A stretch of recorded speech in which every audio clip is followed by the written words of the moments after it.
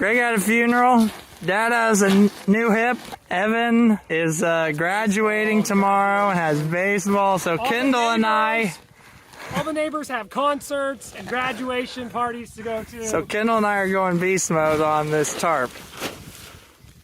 And our crew, we're trying to raise a new crew, but they're a little small yet. Grady would still fit inside of the tire. Yeah, someday we'll just be supervising and let them do all the work. Meet the Peterson family. Our dad, the three Peterson brothers, and our families farm together in central Kansas. Our family farm started in 1882 and has been raising cattle and crops ever since. Please subscribe to this channel and give us a like and a comment if you enjoy the video. That swathing and chopping, it has destroyed my allergies, so I can barely talk. But we are, I'm gonna go rake the alfalfa this morning. I'll probably go to Bale around 10 or 11. Then we got some more loose ends to wrap up, like I need to spray where we planted forage sorghum before it comes up. We really need to get that done today, and then we have about 20 acres left of corn to plant for our neighbors after their rye they chop. And it'd be nice to get that finished up because there is a chance of rain. A lot of beans going in the ground, it seems like. We kind of focused this week on forages, so we're not even hardly thinking about beans yet, but it'd be nice to get another soft rain so we don't run out of moisture. It's crazy to be thinking about running out of moisture on top May 17th. I usually like to get closer to June anyways, so. Peaceful morning. See what this feels like. I got my hands full of coffee and jugs. So I would guess 10:30 this will be ready.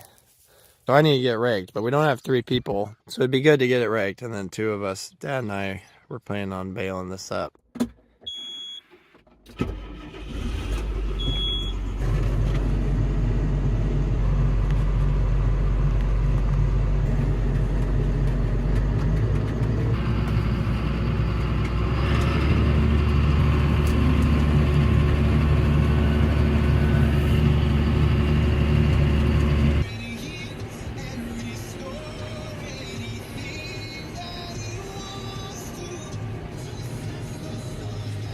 I think it's time to bale, so I'm gonna get going on what's for sure dry. Dad and Kendall are at a dance recital for Kendall's kids, so they'll come help once they're done, but it sure feels like I should get started, so. Alright, I got some help here. Bale's test just a little on the high side, so I'm kind of doing the thinner windrows and where there were some weeds in there that are drier. Kendall came and traded me off at the hay field. I needed to get this spraying done. So you guys know it's been a hectic few days trying to do a lot of different things. We were planting some forage sorghum kind of in between all the things. So it took like 3-4 days to get the field done. And then I didn't have it sprayed yet. When it's warm and you know, you don't plant forage sorghum as deep as like corn, that stuff's almost out of the ground. It's like spikelet, like right at the edge of the ground. It's where we grazed that cover crop, and we burned it down probably 3 weeks ago or something. I could not find a single weed, so I don't even have any burn down chemical in my mix. Like, I don't have anything to kill a growing weed. It's just residual in the tank. Now this residual is not labeled for emerged forage sorghum. I don't think it would really hurt it if it's poking out just a little bit. But yeah, I didn't even feel like I needed to spend the money on anything to kill a growing weed because I couldn't find anything. I gotta get this sprayed. Then the next field we did, it did have a whole bunch of weeds, but we just finished it yesterday and it was only like 30 acres. So if we can get all these kind of knocked off, we have some millet and Sudan grass to drill, then we'll start hammering down on like soybeans and then milo.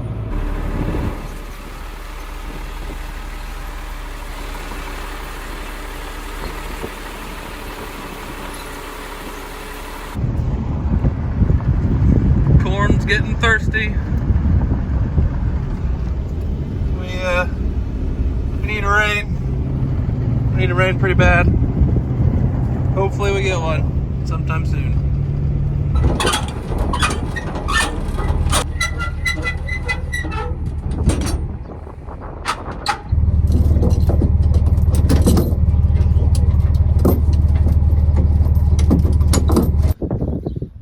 backed up. We are going to load up them 2 bulls, take them to the first pasture. So the new bull, yet to be named, loaded up totally fine. Old Bubba, the Hereford back there, doesn't want to come out of the pen. So I went and got the sidekick so I can outweigh him, or at least up here bigger than him. Okay, so I bought Bubba in the spring of 2019 at 1.5 years old, and he has sired between 20 and 50 calves every year for us since then, because he gets through spring and fall. But this is going to be his last cycle. He'll go to the sale barn. He's done a real good job, and we've kept a lot of heifers out of him now. So the plan is to run the 2 bulls the first 45-ish days of calving season, and then last year I had a couple heifers get bred because I was doing an 80-day calving season, so I guess I'm going to shrink that up a little bit. But I'm definitely going to pull him the earliest of all the bulls and get him off and sold, because he'll have the majority of his work done when we're running those 2. The one will just be able to kind of finish it up. Okay, there's the cows. They got I don't want them to cross the hot wire, but I want the bulls to cross. So I got to open this gate, then the next one. Okay, there's bull number 1. He'll get bull number 2. All right, Kendall's opening this up. We're gonna try to get these cows caught in the air equip healer. So we caught those. 21 now to catch these 2 and get them with their moms. And we're gonna put them home for a bit. Man, Greg's blocking the view of the other calf. I'm trying to get them together. Gonna load these out, take them home, and not have to haul water to this pasture. So that's a perk.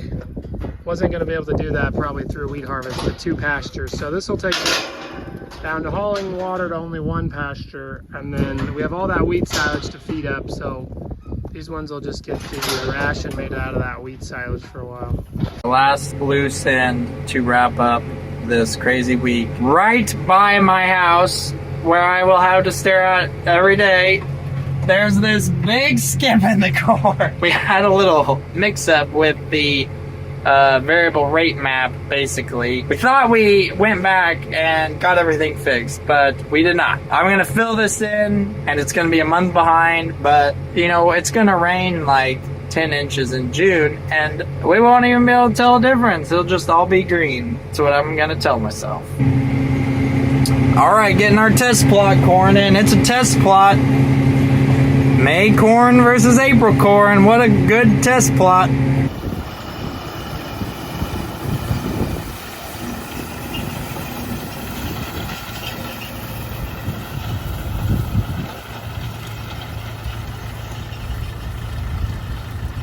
Dad is getting those waterways raked. I'm going to be picking up the remaining bales on this alfalfa field that I think Kendall and Dad baled, and then we'll get that waterway baled as well. I don't know if Kendall told you guys, but this field made over 100 bales. We've already picked quite a few of them off, so that's the most bales we've gotten off of a cutting of alfalfa for a while now. Been pretty sparse with the drought, but this field over here is our farthest east field, and I think it caught a few rains this spring that helped make it grow. Also, we had all that snow in January that gave it some moisture to grow on this first cutting. But if it doesn't rain here in the next couple weeks, we're not going to have much of a second cutting, I'm afraid. So same story as everything else. Need a rain. Moving north at 30 miles per hour. Expected hazards include 60 miles per hour wind gusts and half-dollar size hail. This is a radar indicated threat. The following effects are expected. Hail damage to vehicles is expected. Expect wind damage to roofs, siding, and trees. Locations impacted include Onega, Emmett, Circleville, Soldier, and Havenville. For your protection, move to an interior room on the lowest floor of a building. All right, there goes Dad. For the load of bales that I loaded, I'm going to finish up baling this waterway. We will head home. Got the field cleared off. All right, all done with the field. Still got one more semi-load of bales to come over and get. But I'm gonna take this rake back to the farm because we're done with it. So last night we had a real good chance of rain and we got nothing. Salina, just 12 miles north of us, who's gotten the last couple rains, got over an inch last night. So the storms keep hitting the same spots and missing the same spots. But tonight we have got, like a 70% chance of rain again. It's supposed to rain over a half inch. But yeah, we'll see. We'll see what it does.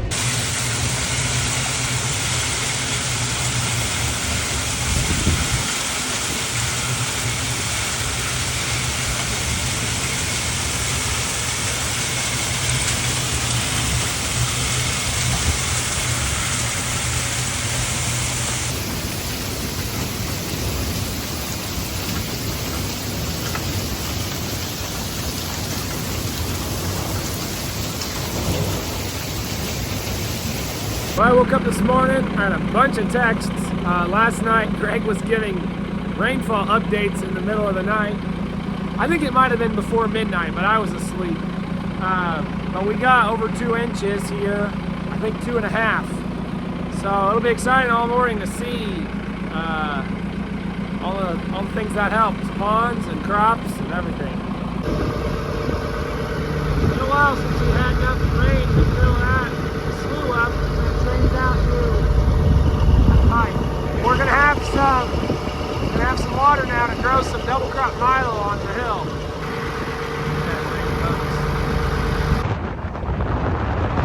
Well,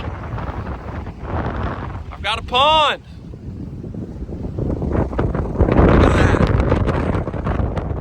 That is exciting.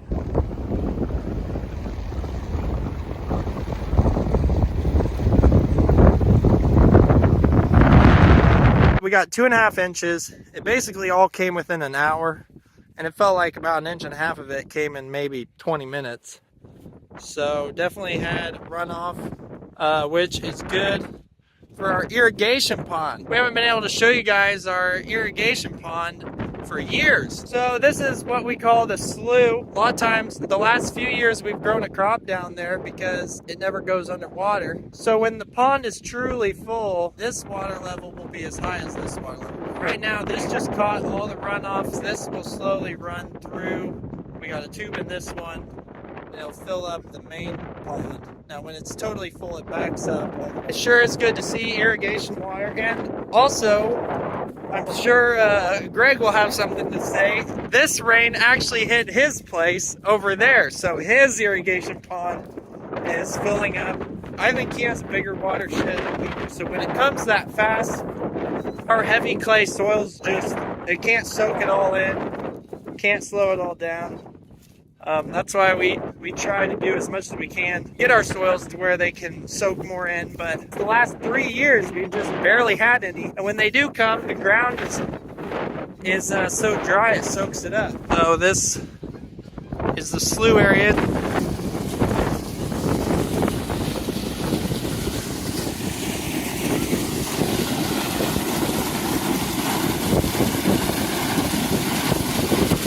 So I'm sure it's running into the lagoon as well off of the feedlot.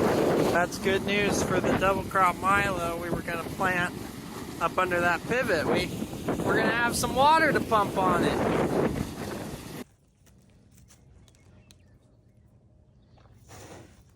Good job. Because cows love grass, Daddy. They do. Oh, there's some cats, Daddy. There's some cats. There's some cats.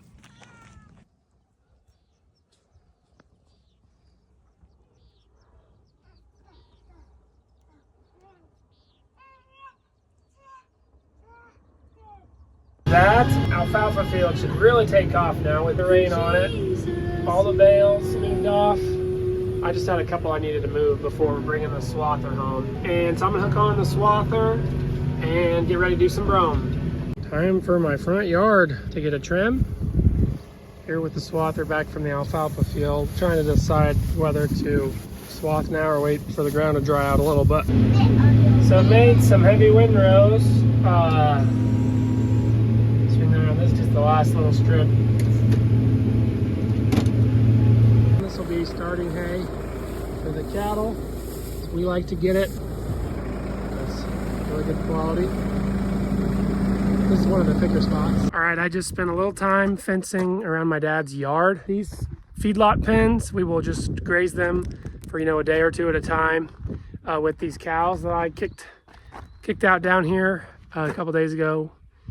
They were the same ones that were on the wheat. Put 10 head in a pen, leave them until they clean it up, then leave them in this pen until they clean it up, and do that around through 6 pens.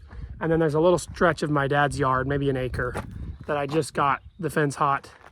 So it'll last them, you know, 10 days to 2 weeks, and then we'll put them back up at my house. There they are in this pen. So this is pen 5.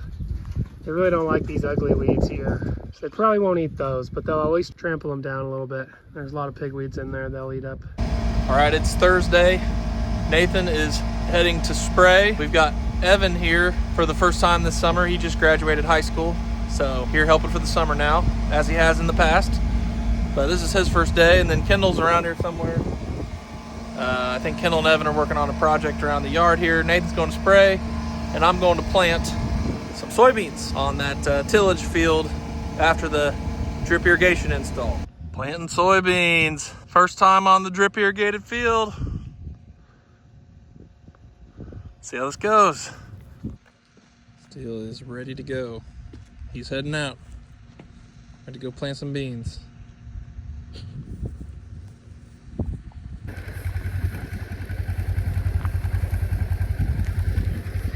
Just gave him a little bit of mineral and salt.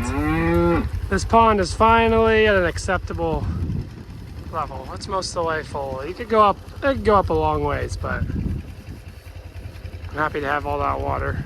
This pasture is now stocked. It's got a couple heifers in it. It's got some of the new 5-year-old cows, and it's got that bull back there. So they're all set for their rotational grazing. This 80 has 3 paddocks. They're on the biggest paddock right now, and the one with the biggest pond. I am going to sneak away on a vacation at the end of May. Hopefully that will work.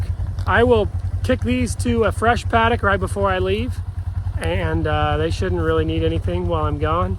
So that simplifies things for the rest of the family. I like having this pasture full of baldies. Usually my baldies are kind of mixed in with a bunch of black cows, but this is where I put them all that I knew would be with an all-black bull. The other pasture has a Hereford bull in it, so by putting all the baldies here, I'm gonna get more black white-faced calves here, and hopefully not red white-faced calves. There's the wheat. Looks like it's not rapidly changing, but it's slowly changing, and we're getting some nice temps in the 70s instead of the 90s.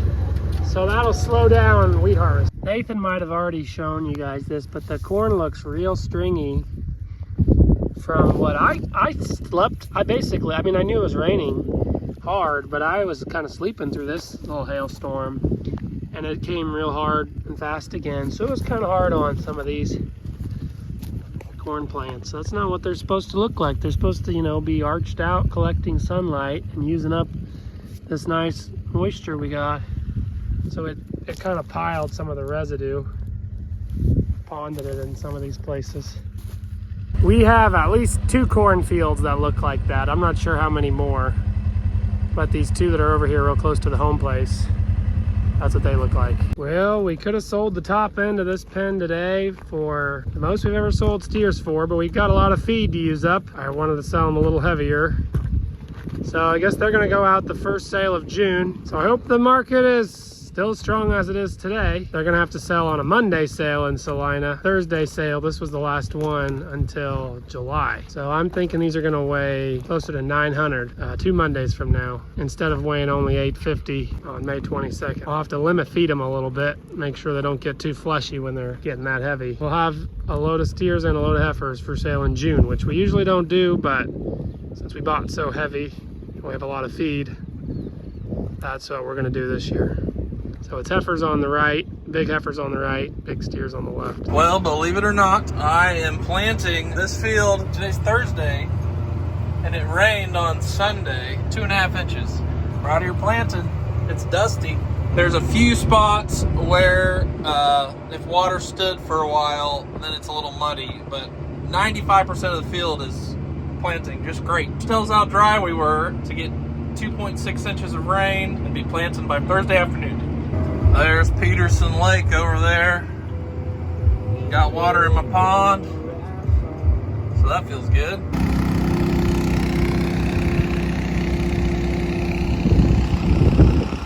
All right, here's where we planted our forage sorghum into pretty hard ground, but now it's got a nice rain, and hopefully this triticale that we grazed protected the ground some and also helped it soak in. It was sprouting, yep.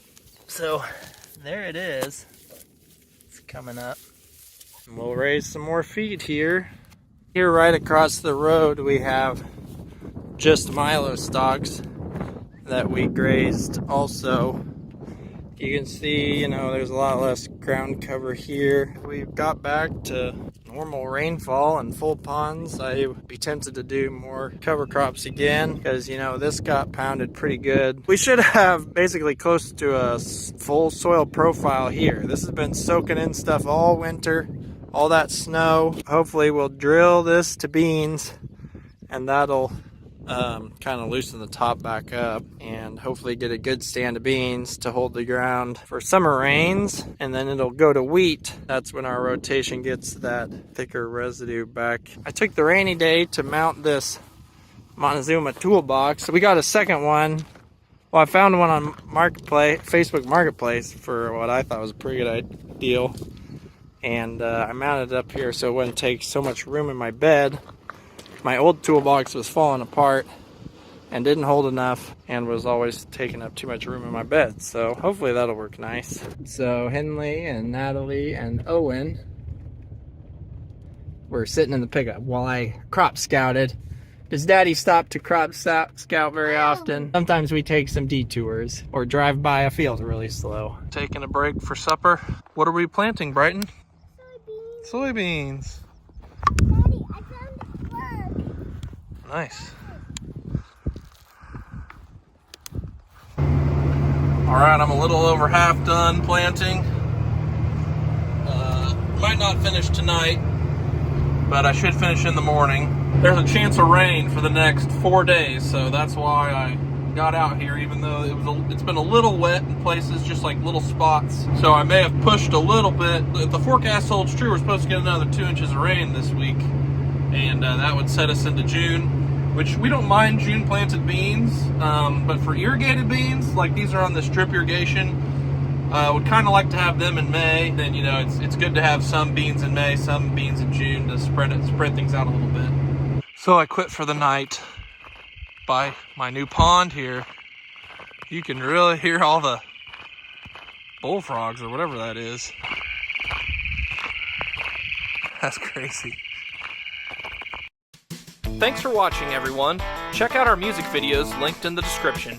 You can also follow us on Facebook, Instagram, TikTok, Twitter, Snapchat, and explore our website, www.petersonfarmbrothers.com. See you guys next time.